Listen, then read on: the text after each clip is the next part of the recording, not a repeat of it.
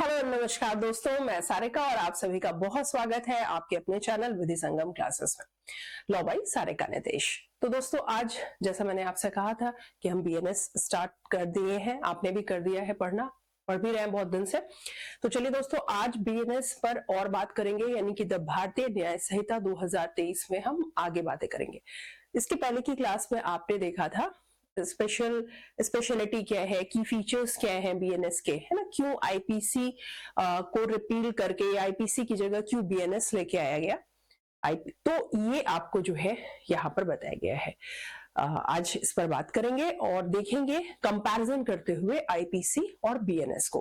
तो दोस्तों, ये बिल्कुल नहीं सोचिएगा, मैंने कहा ना, आपको ये डेली ध्यान रखना है, हमेशा ध्यान रखना है कि आपको आईपीसी भी पढ़नी है। जी हाँ, इंडियन पैनल कोड 1860 और साथ में द भारतीय न्याय संहिता 2023 दोनों आपको स्टडी करना है आपके एग्जामिनेशन के लिए। और जब आप जज बन जाएंगे तो कोर्ट में दोनों तरह के मामले आपके सामने आएंगे। कैसे? जो न्यू मामले हैं जिन पर सपोज एफआईआर होती है, उन पर द बीएनएस लागू होगी, और जो पुराने केसेस चल रहे हैं या पुराने मामले दर्ज हैं, उन पे क्या लागू होगा? आईपीसी। तो भाई, आप जब जज बनेंगे तो आपको दोनों के प्रोविजंस आने चाहिए। और हाँ, सबसे बड़ी बात, जज बनने से पहले आपको 3 लेवल्स क्लियर करने हैं: प्रिलिमिनरी एग्जामिनेशन, मेन एग्जामिनेशन और इंटरव्यू। ठीक है भाई? तो इन सब के लिए आपको दोनों आना चाहिए, दोनों से क्वेश्चंस आने वाले हैं। ठीक है? तो ये बातें पहले भी हो चुकी थी। हाँ, अब कंपैरिजन करके आप पढ़ेंगे। आईपीसी जिन्होंने अच्छे से स्टडी किया था उनके लिए बहुत अच्छी बात है कि बीएनएस ज्यादा टफ नहीं है। बस अब आपको मैक्सिमम चीजें, मैक्सिमम डेफिनेशंस या जो उनके अंदर के एसेंशियल एलिमेंट्स हैं, जो आवश्यक तत्व है, वो सब आपको सेम मिलने वाले हैं। सेक्शंस अलग हुए हैं, कुछ रिपील्ड है, कुछ चीजें रिपील्ड है, कुछ यहाँ पर एड ऑन भी है, तो वो थोड़ा सा देखेंगे। बट हाँ, क्वेश्चन आ सकते हैं, तो आपको अच्छे से पढ़ना चाहिए। और जो हमारे कैंडिडेट्स जिन्होंने अभी स्टार्टिंग करी है प्रिपरेशन के लिए, तो उनके लिए दोस्तों ये बहुत अच्छा टाइम है कि वो स्टार्टिंग से द बीएनएस को पढ़ते हुए कंपैरिजन करते हुए आईपीसी को भी पढ़ लेंगे। तो चलिए, बहुत बातें हो गई, स्टार्ट करते हैं। कॉपी लेके, बैराक लेके रेडी हो जाइए मेरे साथ। ओके? तो देखिए दोस्तों, द बीएनएस में आज मैं आपको बताने जा रही हूं। देखिए, आज हम पढ़ेंगे इसका सेक्शन 1, राइट? लास्ट क्लास में हमने बात की थी, इसका नेम क्या है? जी हाँ, पता है आपको, द भारतीय न्याय संहिता 2023, यानी कि आप देख रहे हैं कि ये एक्ट 2023 का जो है एक्ट नंबर 45 है, जो कि पूरे तरीके से 1 जुलाई 2024 से लागू हो चुका है और पूरे भारत पर लागू है, राइट? तो आज थोड़ी सी और बातें करते हैं। देखिए, आज मैं आपको पढ़ाने जा रही हूं इसके सेक्शन 1 को, वहीं पे कंपैरिजन करूंगी आईपीसी के भी सेक्शंस को कि क्या चेंजेस यहाँ पे किए गए हैं। तो बहुत ध्यान से क्लास को देखेंगे आप, ठीक है? चलिए दोस्तों, देखिए, आज हम पहले बात करेंगे, इधर देखिए, ये है आईपीसी, इंडियन पैनल कोड 1860, और वहीं पे कंपैरिजन करते हुए बीएनएस का भी सेक्शन देखेंगे। तो दूसरा पार्ट में ले रही हूं बीएनएस, तो द बीएनएस 2023, राइट? तो दोस्तों, आज कंपैरिजन करना है और साथ में एक तरह से दोनों प्रिपेयर हो जाएंगे आपके, जो हमारे न्यू कैंडिडेट्स हैं उनके लिए। तो देखिए, आईपीसी में सेक्शंस दोस्तों थे आपके 1, 2, 3, 4 एंड 5। तो आज आईपीसी के 5 सेक्शंस तक कवर करने की कोशिश की जाएगी। और ये 5 के 5 सेक्शंस, जी हाँ, मैं बात कर रही हूं इन सेक्शंस की। ये सेक्शंस दोस्तों 1 से 5 तक सीधे बीएनएस में उठा के सीधे एक सेक्शन कर दिया है। वो सेक्शन क्या है? वो है सेक्शन 1, राइट? वो क्या है? सेक्शन 1 है। तो कितना आसान हो गया, देखिए, आप खुद देखिए, 1 to 5 कवर कर रहा है। कैसे? ये केवल अकेले सेक्शन 1।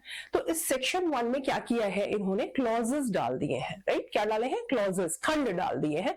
तो जो अब मैं आपको यहाँ पर पीडीएफ के माध्यम से दिखाऊंगी, ठीक है? तो सभी अपनी बैराक्ट ओपन करें, जिनके पास नहीं है डोंट वरी, वो ये क्लास के माध्यम से उनके पास अवेलेबल रहेगा, नोट्स वगैरह रेडी कर लीजिएगा, ठीक है? तो चलिए तो देखिए भाई, ये इक्वल रहेगा, है ना? ये इक्वल है आईपीसी 1860 और द बीएनएस 2023। सेक्शन 1 केवल आज हम बीएनएस में देखेंगे, जो कि आपके आईपीसी का टोटल 5 सेक्शंस कवर करने वाला है। ओके, तो चलो भाई चलते हैं। ये देखिए, द भारतीय न्याय संहिता 2023, एक्ट नंबर 45 ऑफ 2023। तो दोस्तों, ये आपका आज हम इस पर बात करने जा रहे हैं इसके चैप्टर 1 पे, राइट। चैप्टर 1 प्रिलिमिनरी या प्रारंभिक पर, जिसमें कि आपका अभी आपने कहा, आपने देखा, मैंने आपसे कहा कि सेक्शन 1 पर मैं बात करूंगी, ठीक है। तो देखिए सेक्शन 1 आपके सामने है, यहाँ पे short title, commencement and application, right. तो यही है इसका सेक्शन 1। अब आप देख रहे हैं इसमें शॉर्ट टाइटल, शॉर्ट टाइटल हमेशा की तरह इसका क्या रहने वाला है, द बीएनएस ही रहेगा, यानी भारतीय न्याय संहिता 2023। कमेंसमेंट, शुरू लागू कब से हुआ है, तो आपको इसके बारे में मैंने बताया है। एंड एप्लीकेशन, यानी कि ये लागू कहां, कैसे, किन मामलों पे होगा, तो भाई पूरे भारत पर तो लागू है, ये तो ठीक है, लेकिन किन किन मामलों पर लागू होगा, किस तरह के मामलों पर लागू होगा, तो ये आप यहां पर देखेंगे। देखिए भाई, तो short title, commencement and application, this act में बी कॉल्ड द भारतीय न्याय संहिता 2023। ये अंडरस्टूड है, बहुत दिन से आप पढ़ रहे हैं तो आपको भी बहुत अच्छे से आ ही चुका है, ठीक है। तो देखिए, चलिए अब ये देखेंगे हम कि ये जो आप सब सेक्शन यहाँ पे देखें, ये सेक्शन 1 है, बहुत ध्यान से देखिएगा दोस्तों, ये है आपका सेक्शन 1। एक बार इससे होके फिर मैं आपका ग्राफ बना दूंगी, राइट। तो ये आपका सेक्शन 1 है, जिसमें आप पहला क्या देख रहे हैं, आप देख रहे हैं यहाँ पर, ओके, देखिए ये सब सेक्शन 1 देखा आपने, यहां पर भी ये क्या देख रहे हैं, सबसेक्शन 2 देख रहे हैं, ठीक है, ऑफ सेक्शन 1, यानी कि धारा 1 की उपधारा 1 और उपधारा 2। चले, दिस एक्ट में भी कॉल्ड द भारतीय न्याय संहिता 2023। अब यहां पर ये इंपॉर्टेंट हो जाता है, बहुत ध्यान से देखिएगा, क्योंकि आईपीसी के टोटल 5 सेक्शंस को ये कवर करेगा, तो यहां पर ये सबसेक्शंस इंपॉर्टेंट हो जाएंगे। और आपसे आपके एग्जामिनेशन में पूछा जा सकता है कि सबसेक्शन, किस सबसेक्शन, कौन सा सबसेक्शन इक्विवेलेंट है आईपीसी के इस सेक्शन से, या ये जो सेक्शन, ये बात आईपीसी में किस सेक्शन में थी और वहीं पर बीएनएस में किस सबसेक्शन में है। तो अब आपको ये यहां पर सबसेक्शन लर्न करने होंगे, ओके। तो देखेंगे यहां पर, it shall come into force on such date as the central government may by notification in the official gazette appoint and different dates may be appoint for different provisions of this संहिता। तो आप सबको मालूम है लागू हो चुकी है, 1 जुलाई 2024 से पूरे भारत पर लागू हो चुकी है। और ये यही कह रहा था कि सेंट्रल गवर्नमेंट इसको, मतलब जब जो डेट देगी और ऑफिशियल गजट में इसका नोटिफिकेशन जारी होगा तो लागू होगी। और इसके अलग अलग, यानी पूरे बीएनएस के कुछ प्रोविजंस के लिए अलग डेट दे सकती है, कुछ प्रोविजंस के लिए अलग डेट दे सकती है, कुछ प्रोविजंस के लिए अलग, ऐसा प्रोविजन भी लिखा था। लेकिन अब तो चूंकि एनफोर्स्ड है तो ये टेंशन का कोई मैटर नहीं है। नाउ नेक्स्ट इज सबसेक्शन, आप देख रहे हैं यहाँ पे 3, ठीक है, subsection 3, every person shall be liable to punishment under this Sanhita and not otherwise for every act or omission contrary to the provisions thereof of which he shall be guilty within India।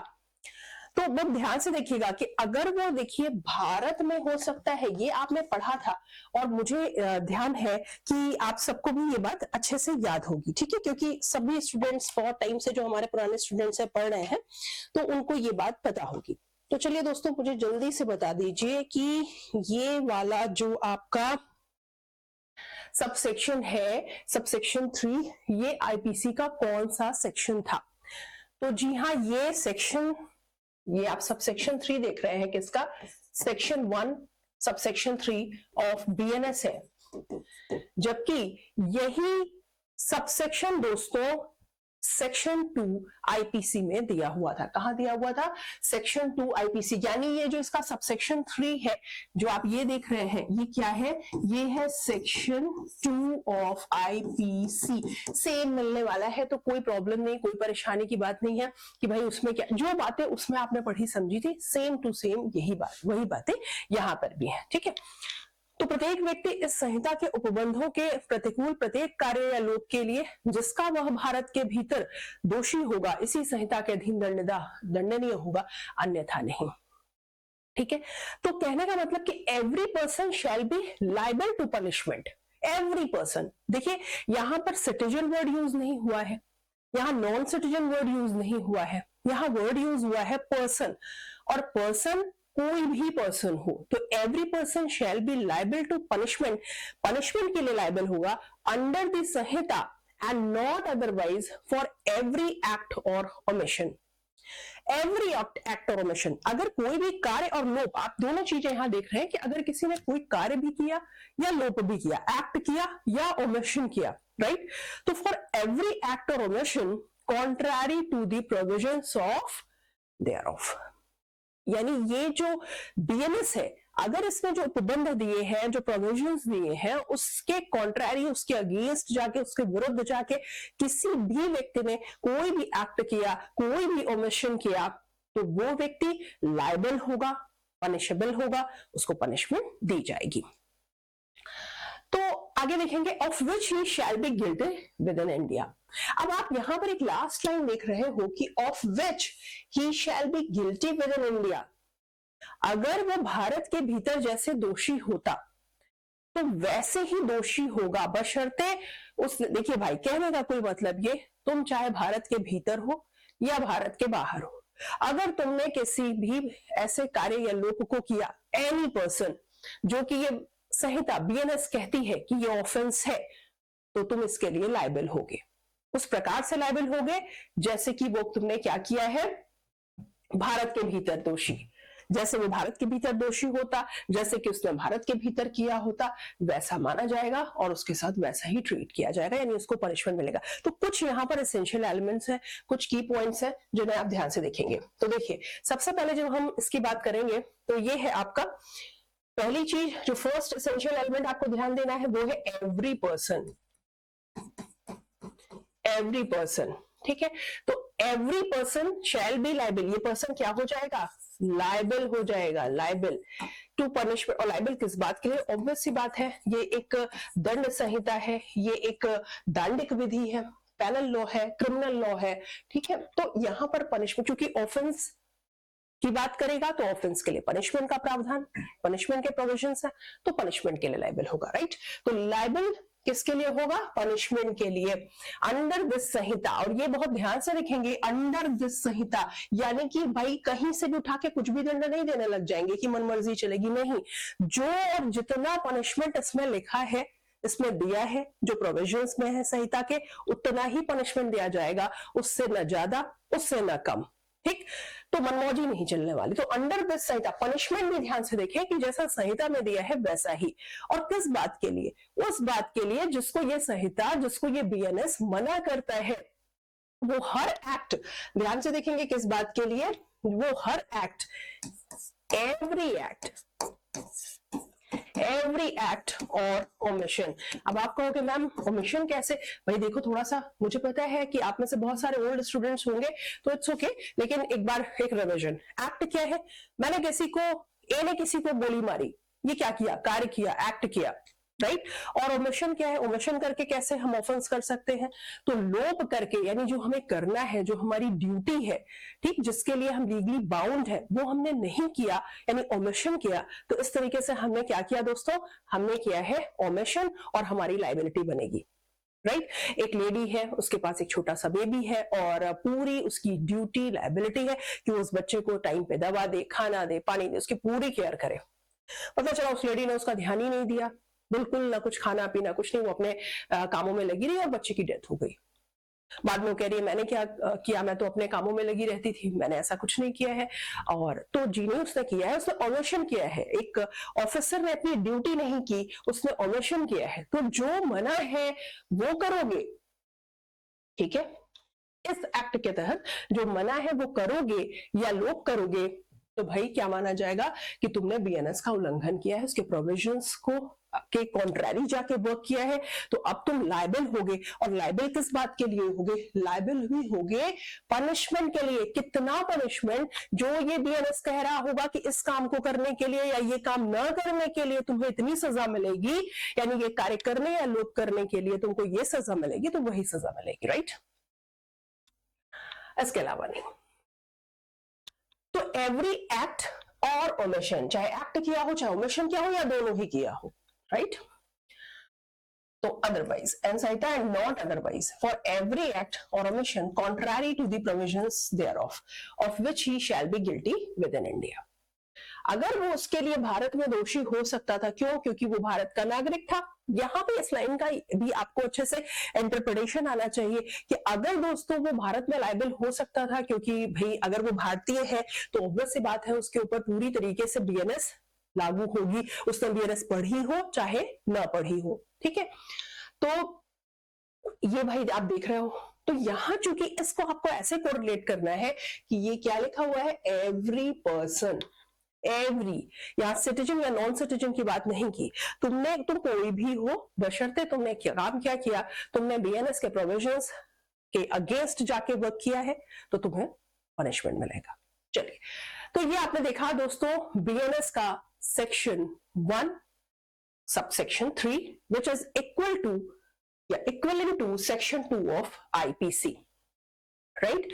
अब आ जाइए next subsection पर, और वो क्या है, वो है 4। बहुत ध्यान से देखेंगे, मैं कलर चेंज कर लेती हूं पेन का जिससे आप इसको आइडेंटिफाई कर पाओगे, राइट। ये देखो, ये है 4, ये है 4, this is what, this is clause 4 of section 1 of BNS which is equivalent to section 3 of IPC, right। तो यहां पर आप लिख लो, right, please write down equivalent to section 3 of IPC, यानी ये जो क्लॉज 4 ऑफ सेक्शन 1 है बीएनएस का दोस्तों, जी हाँ, क्लॉज 4 ये किसके इक्वल है, आईपीसी के सेक्शन 3 के इक्वल है। सेम कहानी है, वही जो आपने 3 में पढ़ा था ना, डिक्टो आपको यहाँ यही मिलने वाला है, बस यहाँ चेंजेस क्या है, सेक्शन और सबसेक्शन के। तो फोकस ये करना है, एक रिवीजन करिए इस क्लास के माध्यम से, आपको एक तरह से आईपीसी की भी तैयारी होती जा रही है ना।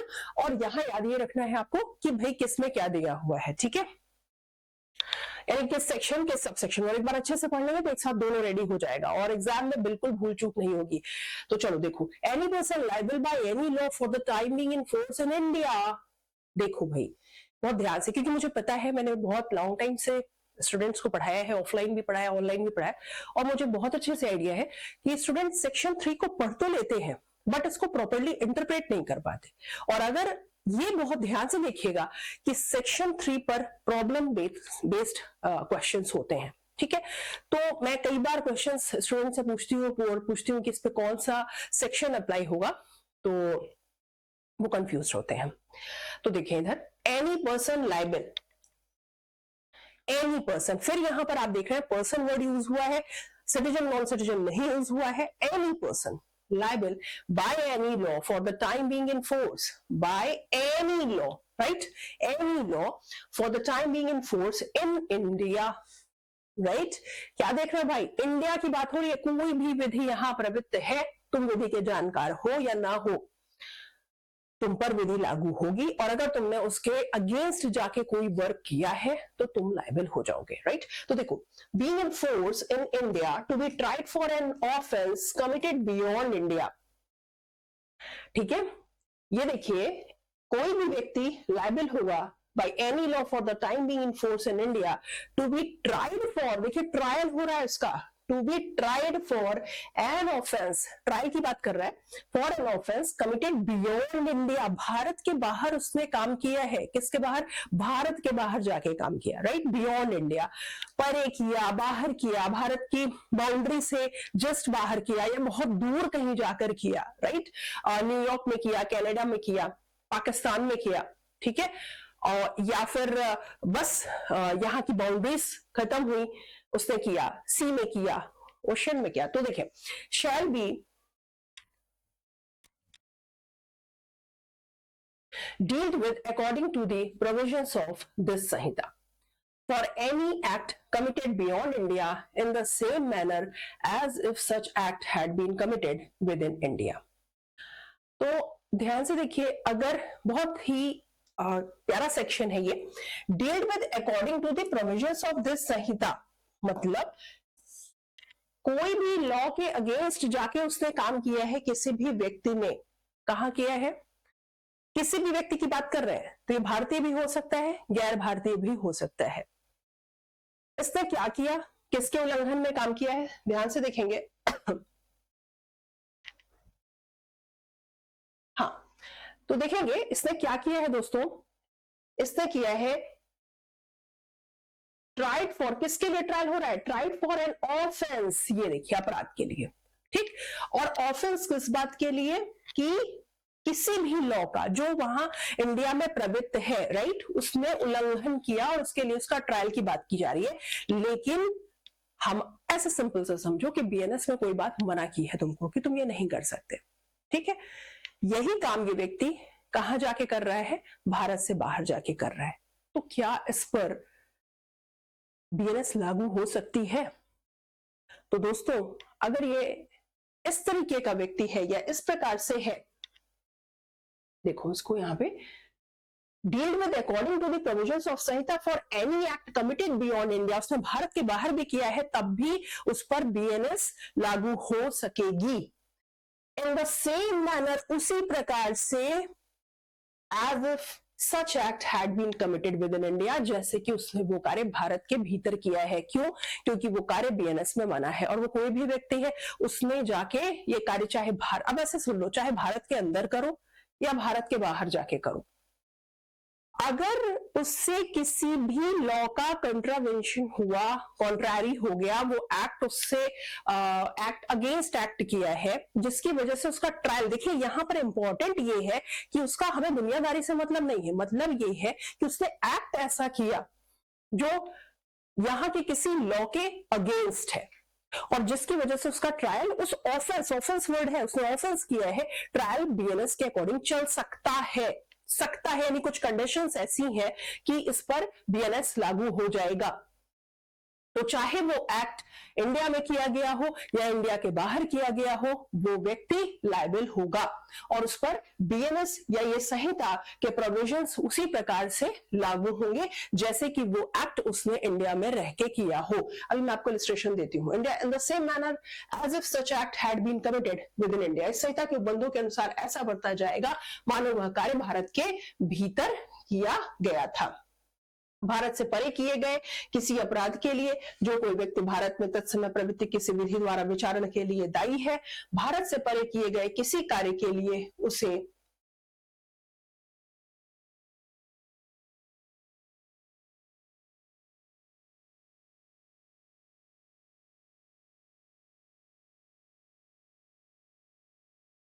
इस संहिता के उपबंधों के अनुसार ऐसा बढ़ता जाएगा मानो वह कार्य भारत के भीतर किया गया था।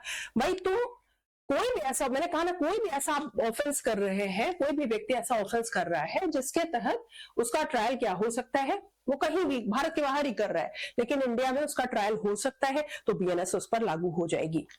इलस्ट्रेशन लीजिए, जैसे मान लीजिए कि एक व्यक्ति है, एक इसको इलस्ट्रेशन से समझेंगे तो देखेंगे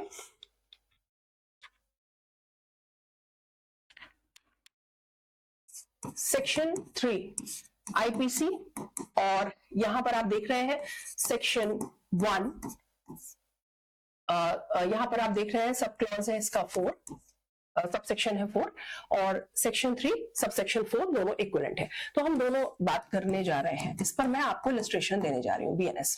देखिए ये एक व्यक्ति है जिसका नाम मैं ए रख रही हूँ, ये कहां गया, ये मैं ये नहीं कह रही कि ये भारतीय है, ठीक है, ये एक व्यक्ति है और ये इसको हम रखते हैं कि ये पाकिस्तानी है। चलो भाई पाकिस्तानी, ये कहां गया, ये गया भाई इसको ले लेते हैं, ये ब्रिटेन में है, राइट, ये व्यक्ति पाकिस्तानी है, ब्रिटेन में जाता है और ब्रिटेन में एक व्यक्ति है बी, राइट, ब्रिटेन में कौन है, बी है, बट बी कहां का सिटीजन है, ये है citizen of India, citizen of India, right, citizen of India. दोस्तों ए ने जाकर ब्रिटेन में बी का मर्डर कर दिया, क्या ए पर बीएनएस लागू हो सकता है? तो चूंकि दोस्तों ये बताइए कि बी के ऊपर जो कि सिटीजन ऑफ इंडिया है, क्या बीएनएस लागू होता था? जी हाँ होता था। अगर इसने कोई एक्ट किया होता तो उस पर बीएनएस लागू होता। तो ये पीड़ित हो गया, राइट, पीड़ित हो गया, इस पर बीएनएस लागू है, तो इसके फैमिली वाले या इसके जो भी रिलेटिव्स हैं, फ्रेंड्स हैं, वो तो अब चाहेंगे ना कि हमें जो जिसने भी जो मर्डरर है उसको सजा मिले और उसके ऊपर बीएनएस लागू है। ये विक्टिम है, ये कौन है, बी की फैमिली यहां पर विक्टिम हो गई भाई, बी भी विक्टिम हुआ, क्षतिग्रस्त है या फिर उसकी मृत्यु हुई हो गई है। तो इसके ऊपर चूंकि बीएनएस क्या है, लागू है, ये भारत का व्यक्ति है, और चूंकि इसके ऊपर बीएनएस लागू है, भले ही ये भारत के बाहर कार्य हुआ है, ए पर बीएनएस लागू हो जाएगी। और अगर ये अरेस्ट करके इंडिया लाया जा सके तो दोस्तों इस पर ट्रायल कैसा चलेगा, जैसा कि इस पर बीएनएस लागू होगी और इंडिया में उसके ऊपर वैसे ही ट्रायल चलेगा जैसे यहाँ के लॉ के प्रोविजंस के अकॉर्डिंगली चलता है, और पनिशमेंट प्रोविजंस वही अप्लाई होंगे जो बीएनएस में दिए हुए हैं। तो ये आपका सेक्शन 3 कहता है, यानी एनी पर्सन, ये कोई भी व्यक्ति है, यहाँ पर ये नहीं कहा गया कि ये भारतीय है, इसने बियॉन्ड इंडिया जाकर वर्क किया है, राइट, ये ब्रिटेन में वर्क कर रहा है, ये एक्ट इसने ब्रिटेन में किया है, लेकिन एक्ट ऐसा है जिसकी वजह से इस व्यक्ति पर, ध्यान से देखिए, जिसकी वजह से इस व्यक्ति ए पर बीएनएस लागू हो जाती है, क्योंकि इसने एक भारतीय व्यक्ति का मर्डर किया है, इंडियन सिटीजन का मर्डर किया है ब्रिटेन में, इस वजह से इस पर बीएनएस लागू होती है। तो इसका ट्रायल इंडिया में चल सकता है वर्ड, क्यों, अरेस्ट हो जाना चाहिए उसके लिए, है ना, क्योंकि यहाँ की भी पुलिस तो इसको अरेस्ट करेगी, ब्रिटेन की भी तो करेगी, ए ही यहाँ पर आया है, देखिए। तो अगर ये यहाँ लाया जा सकता है, इंडिया आता है, तो इस पर ट्रायल वैसे चलेगा और बीएनएस लागू होगी, बीएनएस में दिए हुए जो दंड के प्रावधान है वो इस पर लागू होंगे, ठीक है, वो इसको दिए जाएंगे या दिए जा सकते हैं। चलिए दोस्तों आगे चलते हैं। तो आपने ये चीज देखी। चलिए अब आते हैं सबसेक्शन 5 पर, और इसके लिए एक डिफरेंट कलर ले लिया जाए, चलो भाई येलो ले लेते हैं, ठीक है। चलो देखो, ये है दोस्तों सबसेक्शन 5 ऑफ सेक्शन 1 ऑफ क्या, बीएनएस। ये बीएनएस का भाई सेक्शन 1 है, देखिए मैं लिखती चल रही हूँ, आपको ध्यान रखना है ना। बीएनएस का ये सेक्शन 1 का सबसेक्शन 5 है, किसके इक्विवेलेंट है, ये इक्विवेलेंट है सेक्शन 4 ऑफ आईपीसी। शायद विजिबल नहीं होगा तो इसको मैं डार्क से कर दे रही हूं, section 4 of IPC, section 4 of IPC, ठीक है। तो ये क्या कह रहा है, देखिए, जैसा आपने जब सेक्शन 4 आईपीसी का पढ़ा था, सबको याद होगा, जो भी पुराने स्टूडेंट्स हैं या जो भी हमारे नए स्टूडेंट्स हैं, सबको याद होगा दोस्तों। तो ये जो सेक्शन 4 में बातें कही गई थी, सेम सारी कहानी वही है, बस एक छूट ये आपको मिली कि सेक्शन 4 में दोस्तों लास्ट में वहां पर सेक्शन 4 में आईपीसी में आपने देखा clause subsection 1, subsection 2 and subsection 3 था। इसके बाद 2 एक्सप्लेनेशंस थे, जिसमें से सेकेंड एक्सप्लेनेशन को बीएनएस में नहीं रखा गया है, हाँ first explanation as it is है। तो पहले मैं एक्सप्लेनेशन पे बात कर लेती हूं उसके। तो देखिए दोस्तों, यहां पर आपने देखा ना, जैसे यहां पर जो आप सबसेक्शन में देखते थे, यहां पर एबीसी करके ये दे दिया है और स्पष्टीकरण केवल एक दिया है, और जिसमें बात की गई है कि ऑफेंस में क्या शामिल है। ऑफेंस इंक्लूड्स व्हाट, हाँ, जो कंप्यूटर साधन या कंप्यूटर मीन्स है, जो आईटी एक्ट के तहत जो डेफिनेशन है कंप्यूटर की, वही मानी जाएगी। जो आपने एक्सप्लेनेशन में पढ़ा था सेक्शन 4 ऑफ आईपीसी के, वो यहाँ नहीं है, दैट मीन्स कि वो रिपील्ड है, राइट। तो एक ये बात भी याद रखिएगा कि इसमें वो एक्सप्लेनेशन सेकंड नहीं है बीएनएस में। तो वापस चलते हैं और ये देखते हैं। तो ये है दोस्तों सबसेक्शन 5, और जैसा मैंने आपको बताया ये सेक्शन 4 आईपीसी के इक्विवेलेंट है, right. Subsection 5. The provisions of the Sanhita shall also apply to any offence committed by any citizen of India in any place without and beyond India. भाई तुम भारत के नागरिक हो, कभी बच ही नहीं सकते, दुनिया में कहीं भी जाओगे, कहीं भी रहोगे, चाहे भारत में करो, चाहे भारत के बाहर रहो, कहीं भी करो, कुछ भी करो, बीएनएस लागू होगा। और अगर तुमने इसके प्रोविजंस के अगेंस्ट जाके वर्क किया है, कोई भी एक्ट या ओमिशन किया है, तुम पर ये एक्ट लागू होगा। तो ये तो भाई बहुत क्लियर सी बात है। तो देखिए यहाँ सिंपल सी बात आपको ध्यान रखनी है कि यहाँ वर्ड यूज हुआ है एनी सिटीजन, इट मीन्स कि ये है भारतीय नागरिक, इंडियन सिटीजन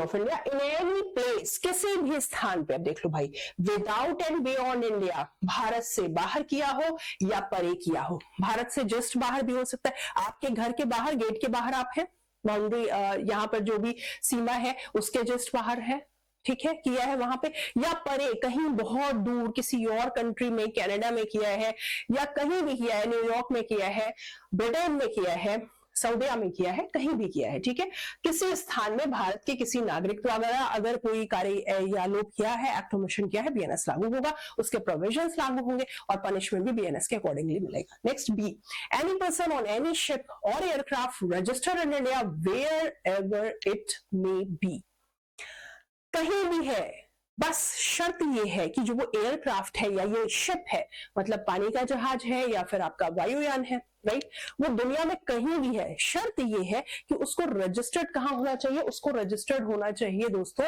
इंडिया में, भारत के भीतर, right.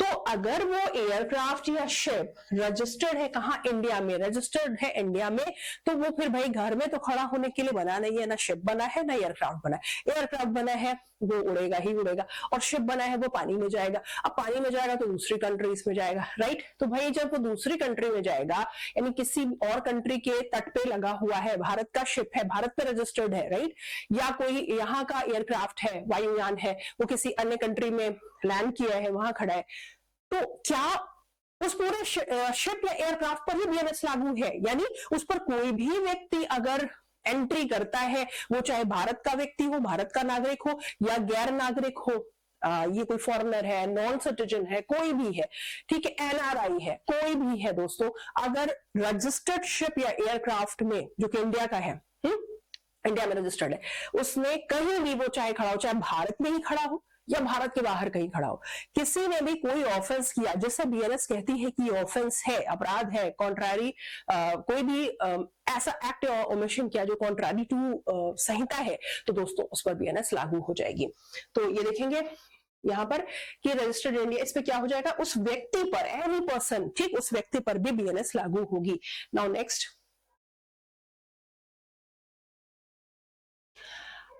any person in any place without and beyond India committing offense targeting a computer resource located in India। तो थर्ड वन कंप्यूटर की बात कर रहा है। अब टाइम सारा आप देख रहे हो, computer, online system, computer system, सब कुछ मैक्सिमम उसी से हो रहा है। तो अगर ध्यान से सुनिएगा यहाँ पर, यहाँ क्या किस पर लागू होगी, ये भी देखिए एनी पर्सन है, यहाँ पे सिटीजन वर्ड यूज नहीं हुआ है, एनी पर्सन है, in any place without and beyond India, Bharat के बाहर बैठ के, भारत के परे बैठ के क्या कर रहा है दोस्तों, ये कमिटिंग ऑफेंस, कोई व्यक्ति भारत के बाहर या भारत से परे, विदाउट एंड बियॉन्ड इंडिया जाके क्या कर रहा है, बैठ के कोई ऑफेंस कर रहा है। ऑफेंस में कर क्या रहे हैं, टारगेटिंग अ कंप्यूटर रिसोर्स, वो टारगेट कर रहा है ऑफेंस करने के लिए एक कंप्यूटर रिसोर्स को, और वो कंप्यूटर रिसोर्स कहाँ का है, जी हाँ, लोकेटेड इन इंडिया, वो स्थित कहाँ है, कंप्यूटर इंडिया में है, right.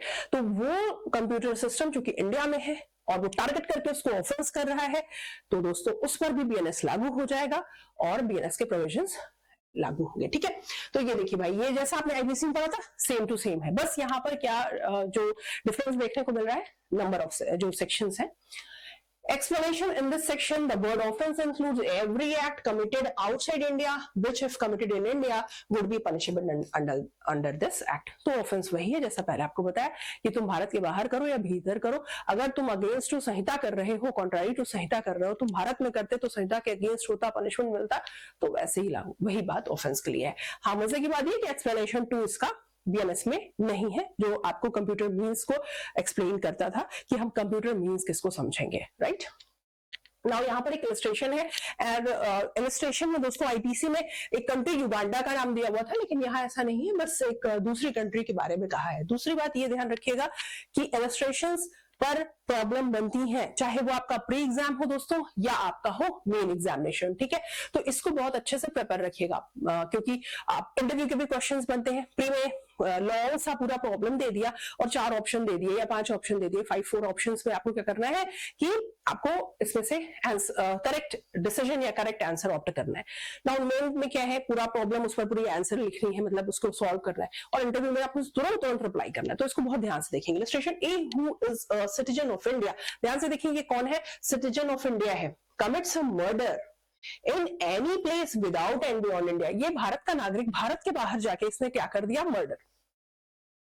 He can be tried, देखिए कैन वर्ड यूज हुआ है और आप लॉ के एस्पिरेंट्स हैं तो आपको हर वर्ड पर बहुत ध्यान से देखना है। कैन बी ट्राइड, जबरदस्ती नहीं खींच के लाओगे, जब मिल जाएगा तुमको मर्डर कहीं बाहर किया है, वहां की भी जो है जो लॉ होंगे, वहां की भी पुलिस होगी, वो भी एक्टिव होगी, है ना, तो वो भी उस पर लागू हो जाएंगे, लेकिन बीएनएस भी उस पर लागू हो जाएगी। तो अगर वो लाया जा सकता है, अगर वो गिरफ्तार हो जाता है या यहीं पाया जाता है, कहीं पाया जाता है, अगर भारत आ सके तो ही कैन बी ट्राइड, उस पर ट्रायल चल सकता है, एंड कन्विक्टेड ऑफ मर्डर, और उसको दोषी सिद्ध किया जा सकता है। कैसे? जैसे कि किस बात के लिए? मर्डर के लिए। In any place in India in which he may be found, Bharat में जहां भी वह पाया जाए, जहां भी। इसके लिए आपने सीपीसी में पढ़ा होगा, माना तो ये क्रिमिनल लॉ है, मैं सीपीसी तो सिविल पर लागू है, या फिर आपने सीआरपीसी में भी पढ़ा होगा कि जुरिस्डिक्शन की बात, कि किस तरह के मामले कहां या किस व्यक्ति पर, किस व्यक्ति के लिए कौन सी कोर्ट में जाएंगे, कौन सा जुरिस्डिक्शन, क्षेत्राधिकार किस कोर्ट को होगा। तो देखिए भाई, ये जहां पाया जाएगा, राइट, जहां कहीं भी भारत में पाया जाएगा तो इस पर ट्रायल चल सकेगा और इस पर बीएनएस लागू होगी, बीएनएस के प्रोविजंस के अकॉर्डिंग इसको सजा दी जा सकेगी, राइट। तो ये देखेंगे। नेक्स्ट है आपका subsection 6 of section 1, this is section 1 and subsection 6 of BNS, जो कि इक्विवेलेंट है किसके? Section of IPC, Indian panel code 1860। तो याद रखेंगे भाई, सेक्शन 5 किसके इक्विवेलेंट है? एक नंबर बढ़ा दो, सबसेक्शन 6, ठीक है। तो इस संहिता में nothing in this Sanhita shall affect the provisions. भाई देखो, आप लोगों ने अभी तक पढ़ा है, सुना है कि संहिता कहां कहां लागू होगी, बीएनएस कहां कहां लागू होगा। तो भाई कोई ऐसी जगह है क्या जहां बीएनएस लागू ही ना हो? तो जी हाँ, सेक्शन 5 आईपीसी में ये बातें करता था, और यहाँ सेक्शन 1 का क्लॉज 6, सॉरी सबसेक्शन 6 है ना, वो धारा 6 ये बात करती है, ठीक है दोस्तों। तो देखिए, nothing in this Sanhita shall affect the provisions, Sanhita के प्रोविजंस उन प्रोविजंस पर अफेक्ट नहीं डालेंगे, यानी बीएनएस के प्रोविजंस, कुछ और प्रोविजंस मौजूद हैं, उसको अफेक्टेड नहीं करेंगे। कौन से है वो प्रोविजंस? देखिए, of any act for punishing mutiny and desertion of officers. इन्होंने किया क्या? म्यूटिनी की, डेजर्शन किया, यानी विद्रोह किया या अभितेजन किया, छोड़ के बिना बताए, बिना परमिशन भाग गए, कॉन्ट्रैक्ट हुआ रहता है, तो म्यूटिनी किया या डेजर्शन किया। किसने किया भाई? ऑफिसर्स ने किया है, या सोल्जर्स ने किया है, या सेलर्स ने किया है, या एयरमैन ने किया है। ध्यान से देखें किसने किसने क्या किया।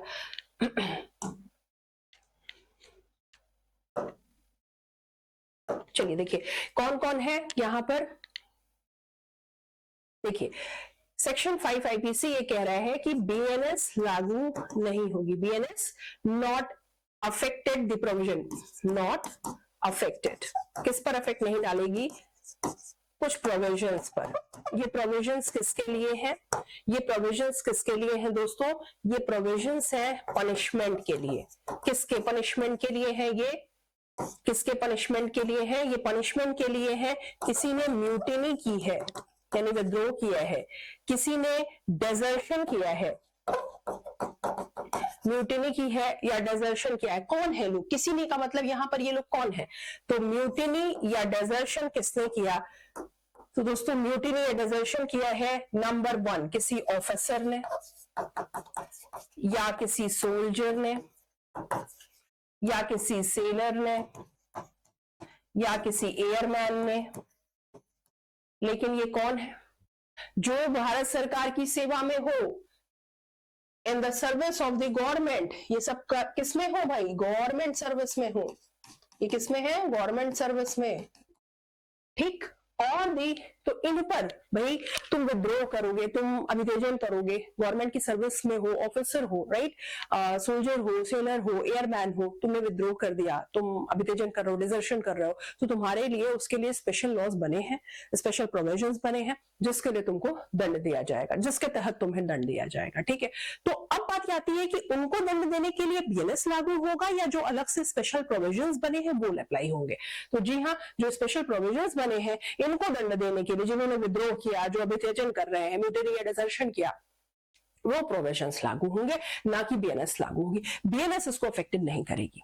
तो नंबर 1 तो आपने ये देखा कि म्यूटिनी या डिजर्शन करने वाले सोल्जर्स, सेलर्स, एयरमैन या कोई भी ऑफिसर जो गवर्नमेंट सर्विस में है, अगर वो म्यूटिनी या डिजर्शन करते हैं, विद्रोह या वितेजन करते हैं, तो उस पर बीएनएस लागू नहीं होगी, बीएनएस के प्रावधान लागू नहीं होंगे, बल्कि कौन से प्रावधान लागू होंगे? इस म्यूटिनी या डिजर्शन के लिए जो प्रोविजंस बने हैं जिसके तहत उन्हें दंडित किया जाएगा, वही वो लागू होंगे। और किस पर बीएनएस लागू नहीं होगी? भाई स्पेशल एक्ट और लोकल एक्ट पर भी ये लागू नहीं होने वाली है, राइट?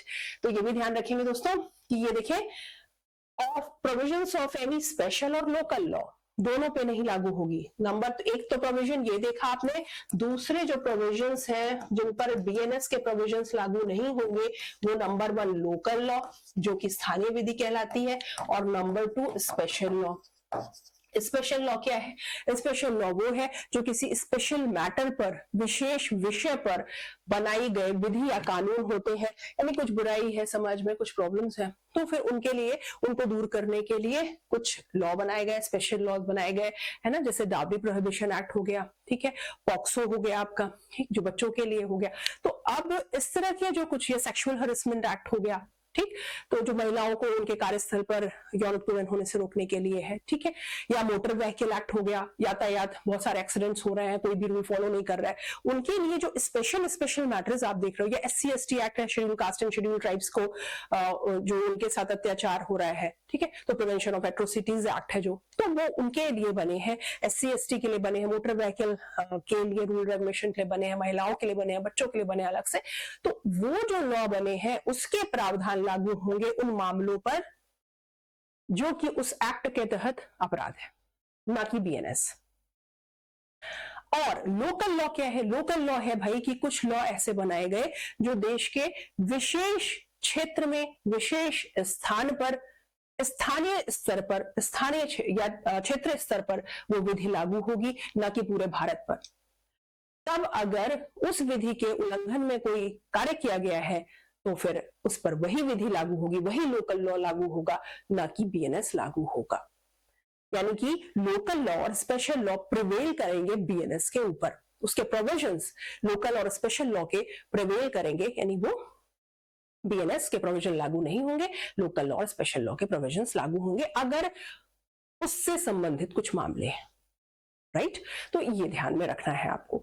तो लोकल लॉ जैसे आप देख लीजिए कि यूपी लैंड रेवेन्यू एक्ट, तो या यूपी कंसोलिडेशन एक्ट या यूपी म्युनिसिपैलिटी एक्ट, तो ये कहाँ लागू है? ये उत्तर प्रदेश में लागू है। वही एमपी लैंड रेवेन्यू एक्ट अलग है, वो एमपी पर लागू है, तो उसके प्रोविजन वहीं के लोगों पर लागू होंगे, ना कि जो है यूपी के लोगों पर लागू होंगे, राइट? तो लोकल लॉ दोस्तों, लोकल लॉ हो या स्पेशल लॉ हो, उसके प्रोविजंस पर भी बीएनएस के प्रोविजंस लागू नहीं होंगे, बल्कि जो लोकल लॉ और स्पेशल लॉ है वो लागू होगी। तो 3 पर आपने देखा कि बीएनएस लागू नहीं हो रही, बीएनएस के प्रोविजंस अफेक्टेड नहीं करना है उसको। नंबर 1 कि कोई सोल्जर, ऐसे देखिए कोई ऐसा व्यक्ति है जो कि गवर्नमेंट की सर्विस में है, ठीक है, तो गवर्नमेंट सर्वेंट है, एयरमैन, सोल्जर जो है, इस तरह के कोई भी व्यक्ति हैं, ठीक है, सेलर है, तो ये गवर्नमेंट सर्विस में ऑफिसर है और इन्होंने म्यूटिनी कर दी या डिजर्शन कर दी, तो इनके लिए जो स्पेशल प्रोविजंस इनको पनिशमेंट देने के लिए बने हैं वही लागू होंगे, बीएनएस नहीं। लोकल लॉ और स्पेशल लॉ में जो प्रोविजंस दिए हैं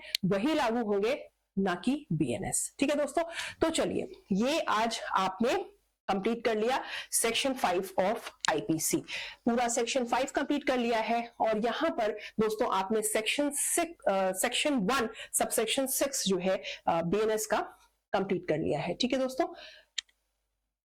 अब इसके बाद स्टार्ट होता है सेक्शन 2, जिसमें कि पूरी की पूरी डेफिनेशंस है। जैसे आईपीसी में याद है ना आपको, ढेर सारी आपको पढ़नी पड़ती थी अलग, इस सेक्शन में ये डेफिनेशन है, इस सेक्शन में ये, बड़ी मजे की बात है। अब केवल और केवल बीएनएस में एक सेक्शन है जिसमें डेफिनेशन दी है, वो है सेक्शन 2। लेकिन दोस्तों इस पर हम आज की क्लास में बात नहीं करेंगे। आज की क्लास में केवल कितनी बात, वही जैसा मैंने आपसे कहा कि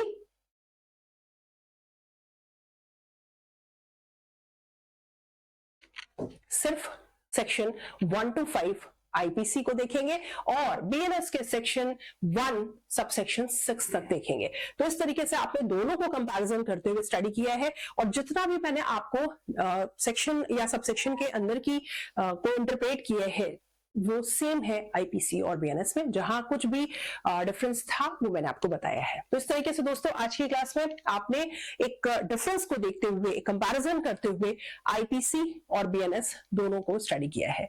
तो उम्मीद है आपको पसंद आया होगा। तो चलिए दोस्तों, ध्यान रखेंगे, नोट्स जरूर बनाते चलेंगे, रिविजन जरूर करते चलेंगे, ठीक है। हाँ, अब यहाँ आपको ये सेक्शन और सबसेक्शन लर्न करना है तो इसको मत भूलिएगा। तो चलिए, और हाँ, लाइक करना भी मत भूलिएगा। Thank you so much.